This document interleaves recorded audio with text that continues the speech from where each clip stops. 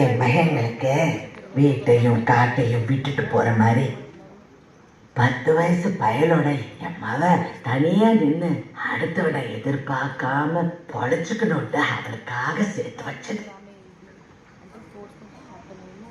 நான் வாக்குப்பட்டு வரும்போச நான் கொண்டு கண்ட ஒரே தாய் வீட்டு சீதனம் என்ன பல்லாங்குழிதே.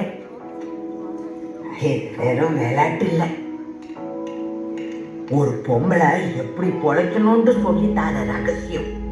கையில கிடைக்கிற காசு செலவுக்கு போக நாளைக்கு ஒரு நாள் எதிர்பாராம ஏதாவது ஒண்ணு நடந்து வெறுங்கைய வலிச்சு திங்கிற வேலை வரப்ப அவ அத்தனை நாள் சிக்கனமா பொழைச்ச பொழைப்ப யாருக்கையும் எதிர்பார்க்காம அடுத்த குழியில அவளுக்கு சேமிப்பா திரும்பி வரும்.